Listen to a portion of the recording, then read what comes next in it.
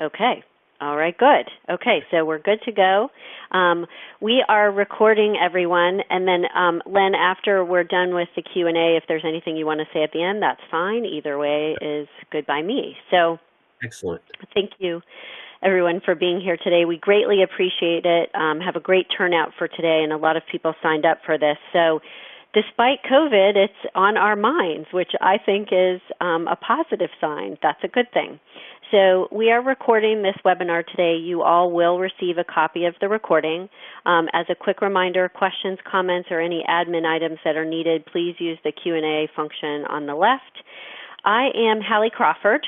I'm a certified career coach, speaker, and author. My company is actually based in Atlanta, Georgia. And we have had a nice long partnership with the Georgia Tech Alumni Association. So I'm thrilled to be here with you all today to talk about how to negotiate during a performance review. So the tips that we're going to give you today, just kind of moving on to the next slide here, one of the things I wanted to tell you, a couple of things.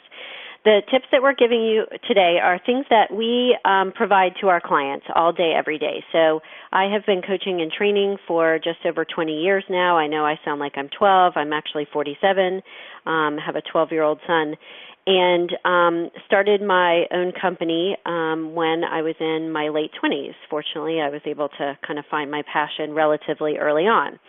And we help people find their career direction, conduct an effective job search, and also be more successful in asking for a raise, promotion, and everything else. And during this really tough time of COVID, and we are going to talk about this a little bit today, we did want to let you all know, too, that on our career blog, we invite you to check out our website and connect with me on LinkedIn as well, because we know that there's a lot going on for people and a lot of, stress and angst about what do I do, when do I, is this an okay time to ask for a raise, everything else.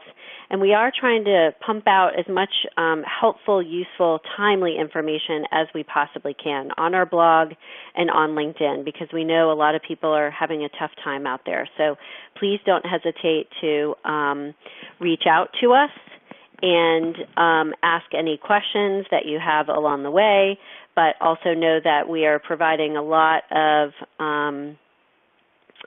material and information as much as we can.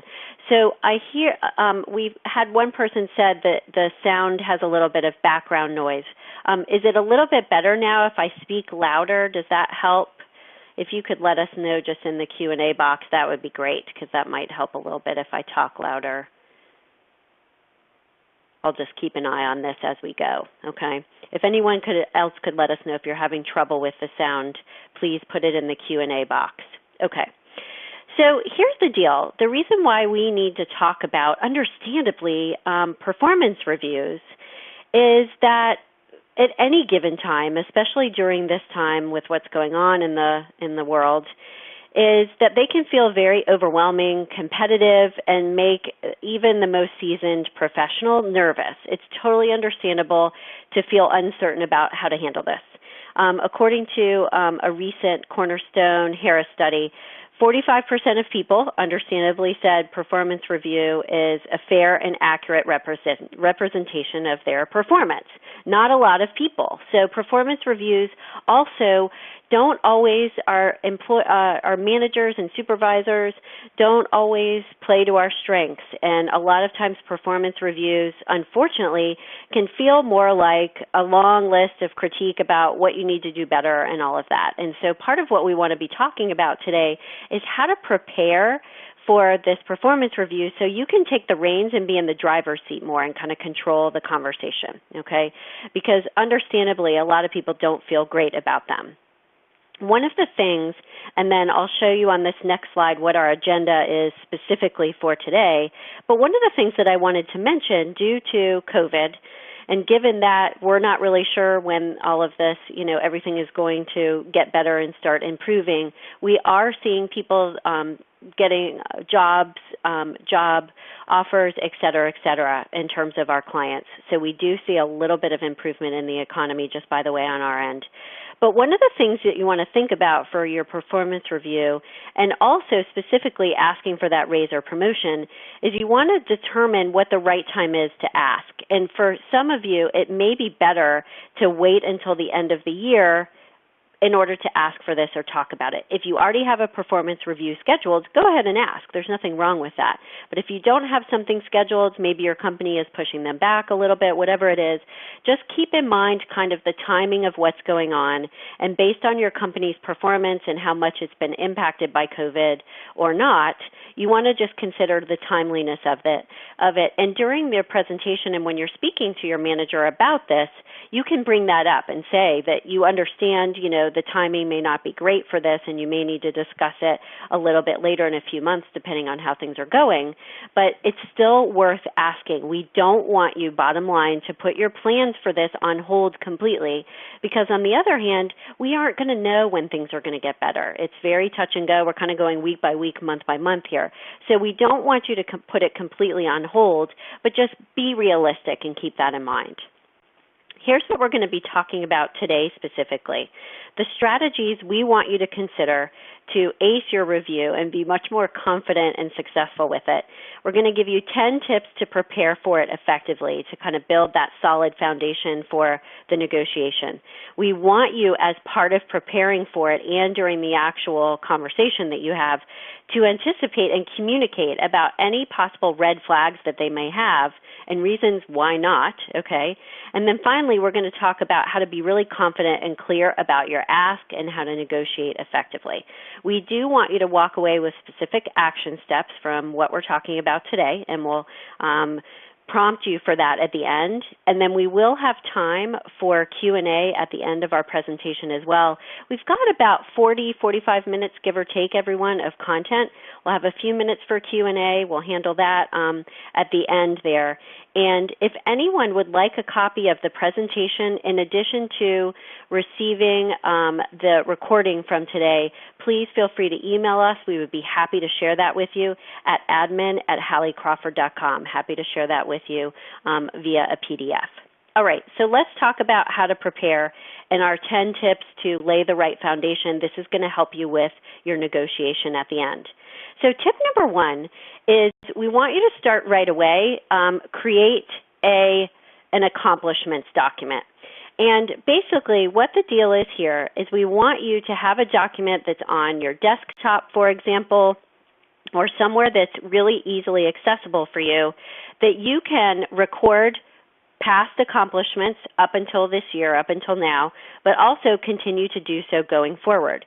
So this is aside from or separate from your resume, because your resume is going to be your more formal document of your whole work history, but we need you to have a place where you are able to take notes and keep track of measurable results, projects that you've been working on, testimonials from clients or compliments from people, maybe any awards you received, classes that you've taken this year, or specific projects and results that you've worked on. So you need to have this in a place that you can use that, again, is easy for you to update, and you want to take 10 minutes every month, give or take, to update it. But you need to have that handy so that you can write these things down. Copy and paste testimonials from emails that people send you, compliments from clients, whatever it is, because those are things that you can use and kind of have in your back pocket if needed during the course of your negotiation, okay? Is everyone able to see the slides advancing? Len, are you seeing the slides advancing? Because I'm getting that from a couple people. No, I am not. I thought that, no. Okay, guys, let me do this. Let me log out and log back in just really quickly. I apologize because I am advancing them. Let me log out and log right back in. Sit tight for me. Okay. And I'll be right back. I will play the bumper music. This is Len Cantardo from the Georgia Tech Alumni Association. We appreciate your patience as we kind of go through this technical process. Did want to mention that the Career Development Department is in the process of redesigning our website, and we're going to have significantly more resources on our website in addition to our job posting site, information about networking programs and different workshops and resources. So within the next month, we should have a new and much more improved website with just a lot more resources on it. And so we look forward to providing that to you, and especially in this time where a lot more people are making career transitions, some out of necessity and some just because it's a good time to test the waters and look for something new. So we appreciate that very much. Len, can you see? Thank you for that. That was good. Yeah. Can you see a screen that says tip 2 yet, or no? I cannot. Okay, hold on. Let me keep going. Sorry, guys. Bear with me 1 second, please. Mm-hmm.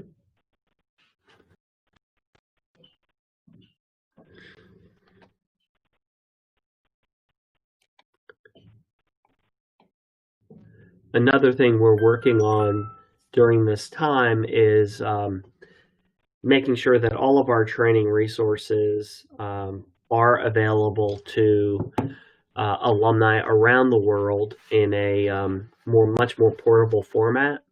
So we'll have the ability to take, workshops like this and other types of content and make that available to people whenever they need it versus having to log in live for a particular program and then if you miss it, you miss it. So we've kind of received that feedback for some time, and so we're trying to make all of our career development and professional enhancement content available to alumni whenever they need it.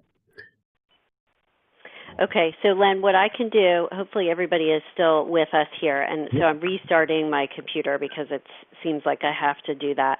But I can continue with the content a little bit here, and then what I will do is provide the PowerPoint slides to everyone regardless, so that you all have those in addition to the recording, so we don't have to worry about that as much too. So I'll get this going as quickly as I can. Appreciate it. Yeah, no problem. I clearly need to have like 2 or 3 computers as a backup with everything ready to go, just in case. So what we were talking about, everyone, is so the first step is to create an accomplishments document. And just by the way, we want you to do that with just kind of as a Word document, that it doesn't have to look pretty or anything, but it's just kind of a place that you can put your information in there, copy and paste testimonials from people, et cetera, et cetera. So it's a Word doc, easy to access. The second thing that you want to do is you want to start updating and revising your resume, because it is good to have that just in case, kind of as part of your presentation during your performance review. And it needs to be up to date in case they ask for it, but also so that you can reference that during and even past experience from before your current position, in case you need to reference that during the course of the meeting. So the other thing that you want to be thinking about is updating your resume to a more contemporary format so that it looks kind of modern and contemporary and all of that, but also includes everything that you need to include from your current position as well, okay? And then, by the way, as part of this, we do recommend updating your LinkedIn profile too. Is that going to come up during the course of the presentation? Not necessarily, but it's just easier to do that during the course of while you're updating your resume as well, so that you've got both there, okay? So you've got your accomplishments document, you've got your resume, and then the next thing we want you to do is we want you to pull out the top, between 5 and 10, give or take, accomplishments that you have achieved, so to speak, from the beginning of this year or from the last performance review that you had. Those things that are going to stand out the most and that you feel enable you to stand out more from your peers at the organization. Because you want to create a presentation for yourself, and I'm kind of going off the cuff here, guys, as we get this going again here, is you do want to have a PowerPoint presentation prepared and ready to present during the course of your performance review. That's going to help you be organized, help you all stay on track with what you need to be talking about, and the case that you want to make for negotiating for the salary increase and anything else that you want to negotiate for.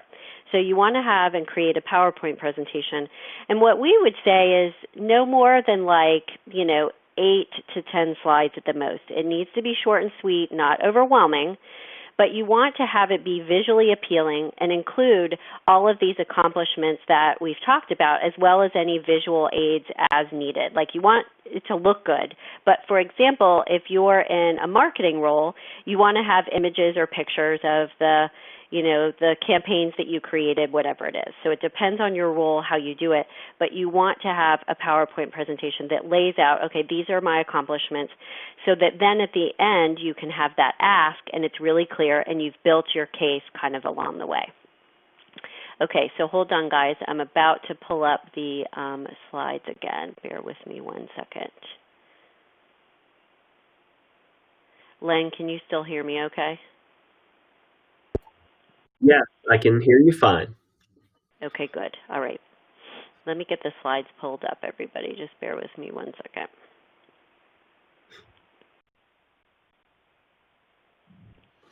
Okay, here we go.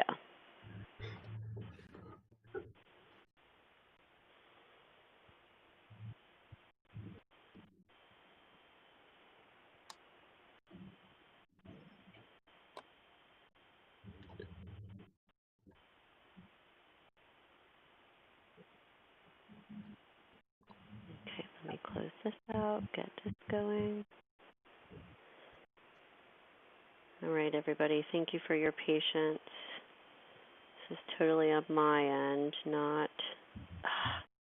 I'm really worried about the slides because every time I do this, it keeps pulling up this really weird screen.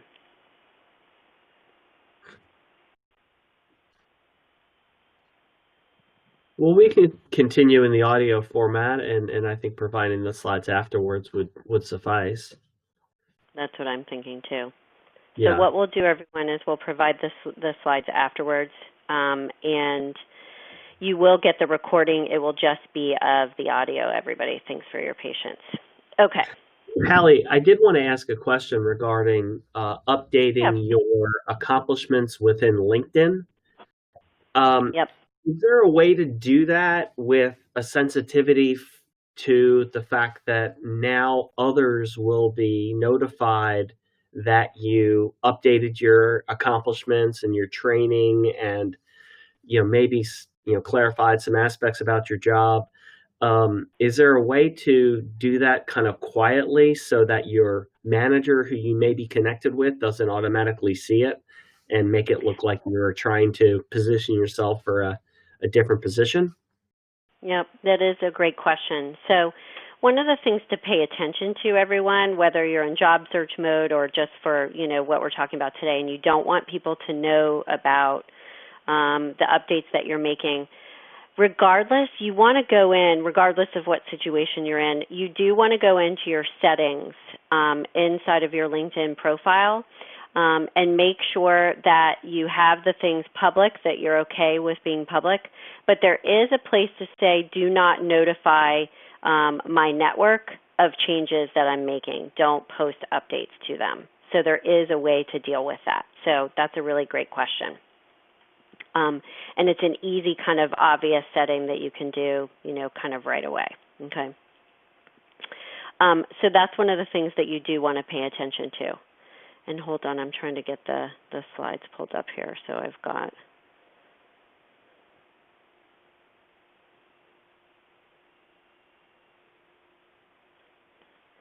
going to actually pull them up on my phone too.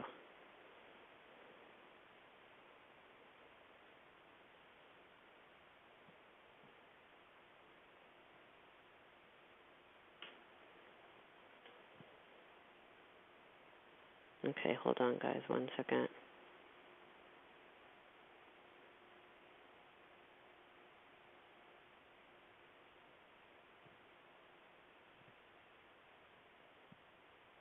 Okie dokie. I'm doing it on my phone. All righty. Thank you, goodness for phones. All right. So we've got our accomplishments document, everybody. Again, thanks for your patience. We've got our accomplishments document. We want you to update your resume and LinkedIn profile. And think about with your resume, by the way, that you want to make sure that it is personalized and tailored, so to speak, for the job that you're going for and that you're asking for, okay? So make sure that when you update it, it's not just about, oh, the accomplishments, et cetera, from this past year. It needs to be for the job that you're asking for a promotion for. So make sure it's tailored for that purpose, okay? Then tip number 3 is from your resume review, you want to identify, like I said a moment ago, about 7 to 10 accomplishments from the past year, and you want to create a list. Now, here are the things that you want to be considering, everyone. You want to include accomplishments and think about and also consider any new experience that you've gotten, any education or classes that you've taken, any new skills that you've either honed or developed, okay? Specific results from projects like we talked about, okay? And then we want you to kind of consider all of those different areas in order to include this in your PowerPoint. So any new experience, any education that's new, any new skills or strengths or skills that you've fine-tuned or honed, and then projects as well. And you want to save these for the PowerPoint document, okay? Tip number 4 is to go in and do some salary research next as well. Because before you go into your negotiation, you need to understand what you should be asking for. So first, we want you to research the standard salary for your current and desired position so that you understand where you fall within market range where you are currently now as well, not just for the desired position, because that's going to help you understand what you should be asking for and what's reasonable. Some of our clients will tell us, I'm grossly underpaid for market rate, or they know that they're higher paid than most people are at other organizations, and that's part of what you need to understand. The places that you can conduct salary research are websites like Glassdoor.com, Payscale.com is another very good one, and Indeed.com have salary research as well, okay? And you want to make sure when you conduct this research that you account for your location and the number of years of experience that you have too, okay?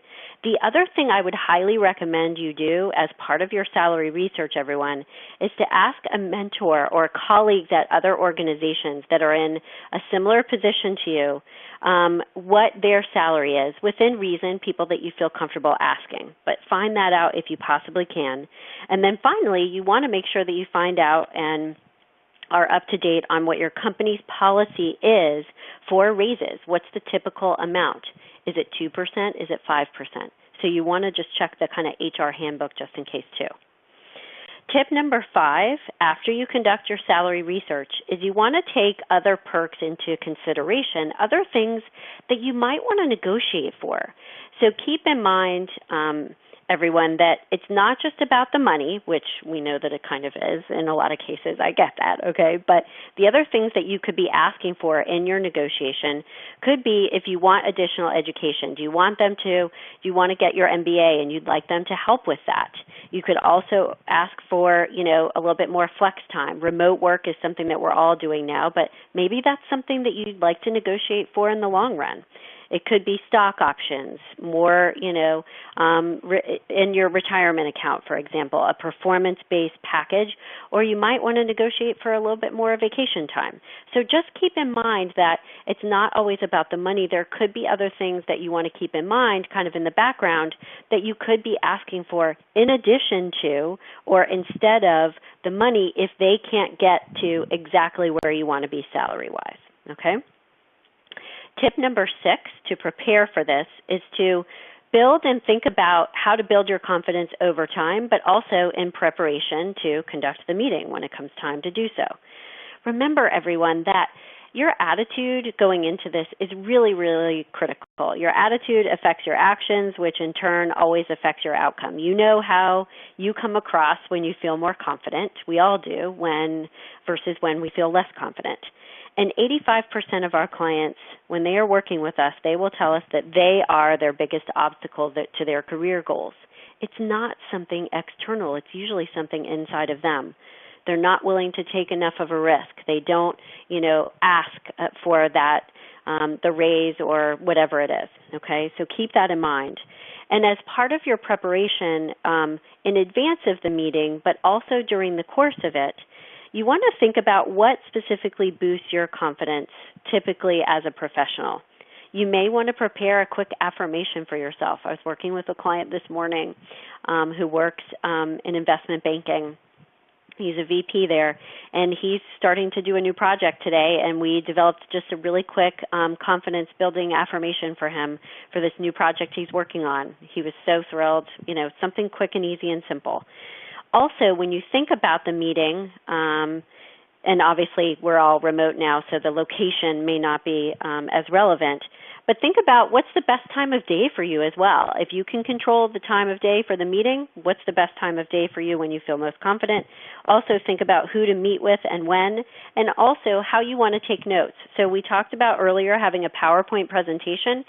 You can have it on your computer, that you share your screen with them during the course of the conversation, but you also want to have a place where you've taken notes so that you can prepare and, have your notes ready for the speech that you want to make, so to speak, as well, and your pitch, okay?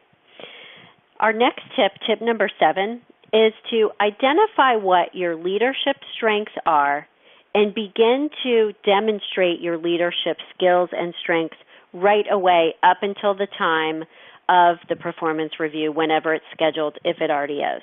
So here's the deal with leadership is you also want to identify your soft skills that you want to reference in your PowerPoint presentation. So remember a few minutes ago we talked about you want to reference projects, experience, skills, coursework, etc. that might be new and relevant and valuable to the organization. You also want to think about how you stand out in terms of your soft skills. Are you great at crisis management? And for example, did you handle starting to work remotely or moving or restructuring your team to work remotely really quickly during coronavirus? You want to reference those things, those soft skills, those intangibles, if you will, that not everyone has. You want to include those as part of your value to the organization in your presentation too. And in terms of your leadership strengths and developing or demonstrating, I should say, those right now, you want to make sure that you step up to the plate right away and start working with your team more effectively in terms of motivating or empowering them, for example. You want to start taking right now a greater leadership role in meetings, taking on new projects, taking on handling conflict more effectively.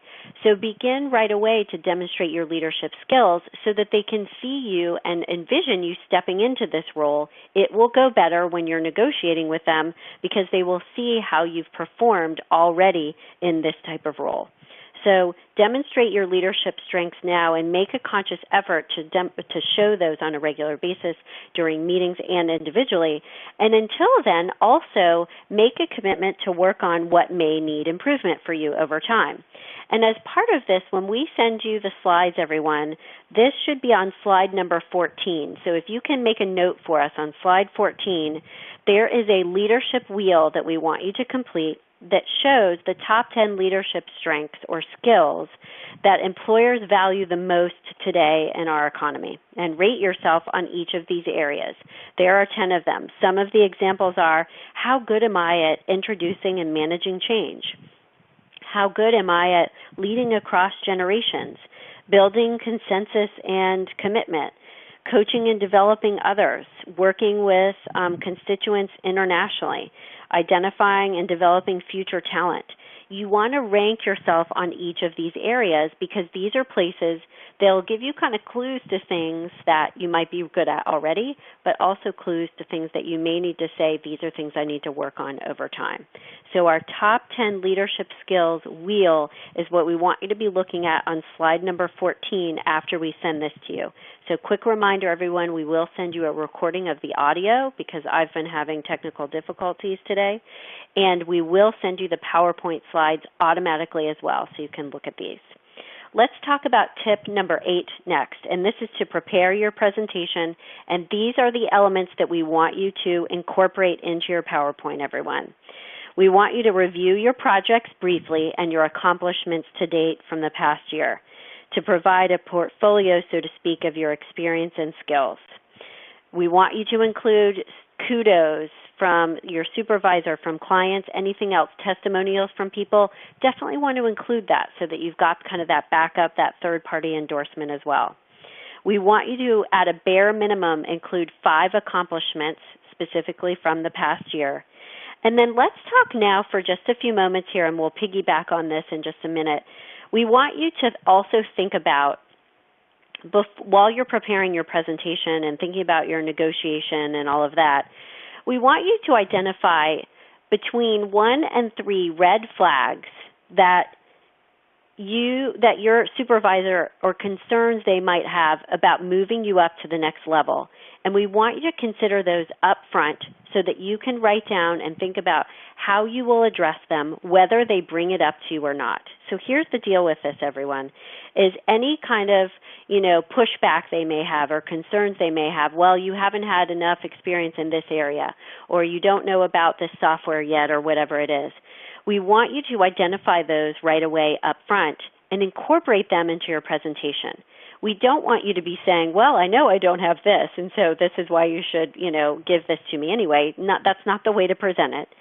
You want to incorporate it into that, as part of this promotion, or this is what I've done so far to enhance this skill, or take a class in that software so that you're halfway through learning it, and then you'll complete the rest of it in the next quarter or whatever it is.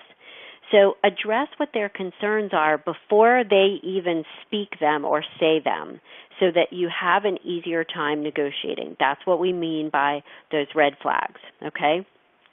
And then finally, during the course of your ask, when you're thinking about or when you're preparing for the negotiation, this is what we want you to have on your last slide of your presentation, is we want you to, in addition to weaving those 3 kind of concerns or red flags into how you're going to handle those over time, we want you also to be very clear on your ask. And what I mean by that is give them a salary target that you're going for. And it's okay, by the way, if you ask for a range. So it could be, a $2,000 or $3,000 or $5,000 range in terms of your ask. Again, depending on your organization and what their typical percentage is. We also want you to have in there, if you're wanting to ask for a title change, even if it's just a vanity title, so to speak, if that would mean something to you because it's something that you could put on your resume for the next job, okay? And then if there is anything else that you want to be asking for, include that on the last slide as well. We want you to be prepared with your salary research so that you can back up your ask and explain, I conducted a quick research of my salary. This is what I found, X, Y, Z. And make sure that you have everything. You don't have to have salary research on that PowerPoint slide itself, but this is what you would have in your notes, and it's something that you could be prepared to send them if they ask for it, okay? So these are the things or the elements that we want you to have inside of your presentation. If anyone feels like, 2 things I want to say here just really quickly admin-wise. If anyone feels like they need a little bit of help with this, or help with identifying their red flags and what do I need to say about these things, please feel free to email us at admin@halliecrawford.com. Especially given all the technical difficulties today, we'd be happy to give you some extra advice. You would just email us at admin@halliecrawford.com and give you a quick free strategy session to help you with anything that we're talking about today or anything else as well, okay? Now, our next tip as part of thinking about your presentation is we do want you to at least be prepared and think about where you would like to be long-term within that organization, what your longer-term career goals are. We always have our clients create and stay on top of the development of a strategic career plan. We always have them create a 1-year, 3-year, 5-year plan and have specific goals related to their career. Now, not every supervisor or manager is going to ask about this during the course of your presentation. But even if they don't ask, we want you to talk about it and reference it and how this promotion and raise can help you work towards that long-term career progression. You're going to get their buy-in a lot more if they can see what your long-term goal and intention is to be at that organization and how you can provide value to them. So you want to outline with them a little bit longer term what you want to achieve experience and strength and skill-wise, the skills that you possess now to get there, and what you see your leadership strengths are now, as well as where you would like to build those out more over time.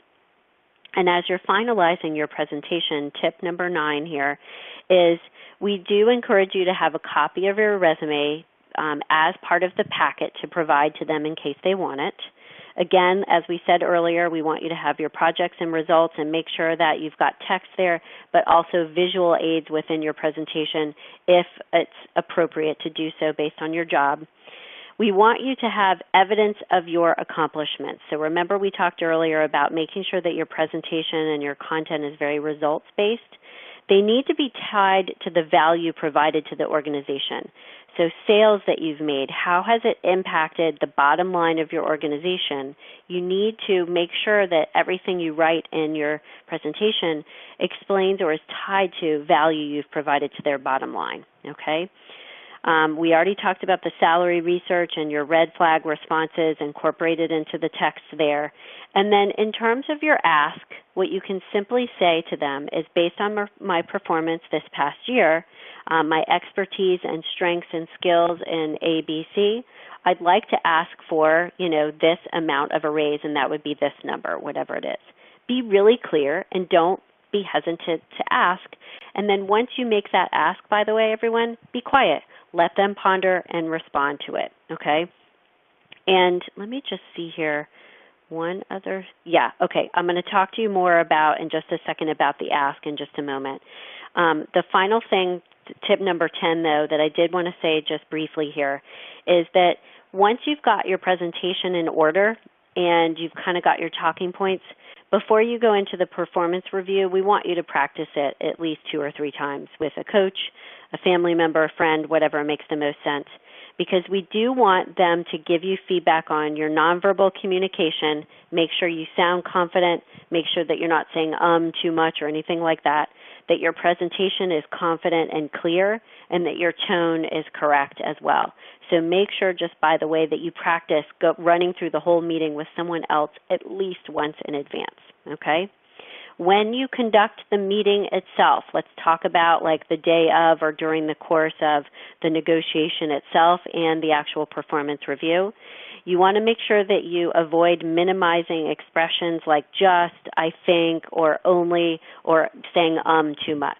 So this is, again, where I tell people to talk or speak like a newscaster, okay? Talk deliberately and methodically with the right tone and being confident, and don't talk too fast, and also don't feel like you have to fill all the space. Sometimes people will, when they get nervous, they'll talk too much, and that can make you come across as less confident. So we want you to be careful about that too. Calm your nerves by using your affirmation, listening to music that makes you feel more positive, whatever it is. And also dress very professionally during the course of the meeting. As my mom always has said to me in the past, dress for the job you want, not the job that you have. So err on the side of dressing more professionally, even though I realize we're working remotely and we can get a little bit casual these days. You need to come across as professional, so overdress more so than you normally would. And then make sure that when you log on, do it as a video conference if possible, so that you guys can have that connection. Face-to-face eye contact will make a big difference during the course of this type of meeting. So err on the side of video conference if you can. And make sure you log in early so that your lighting and everything else is good, so that you feel that more confident. But you can also pay attention to your nonverbals. I'm the type of person that tends to wave her hands around too much because I get animated and excited. Sometimes that's distracting.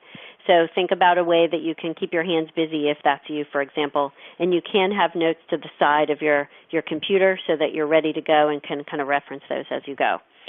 When you're getting to the part where you're conducting the negotiation for the salary increase, okay, couple of do's and don'ts. So do's are tie your accomplishments to the value to the organization and the bottom line, like we said. Provide tangible results achieved. Don't speak in generalizations. Talk in numbers and quantify things as much as you possibly can. Include those testimonials and kudos like we said. And be prepared to provide a salary range just in case. You can give them one hard, solid number, but if as the conversation is progressing and you need to say, here's a range that I would be good with considering, just be prepared with that just in case you need to.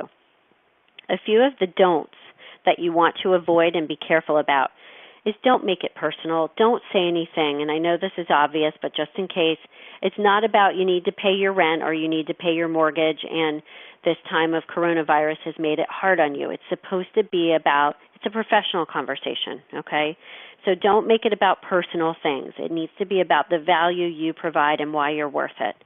Don't compare yourself to other colleagues and what you think or know that they're making. That's not useful either. Don't apologize or be not confident about making the ask. Don't apologize for asking because you should be confident about it. This is your value. This is your worth. And do your best. Don't get emotional. This is not an emotional thing. It's business, not personal, okay?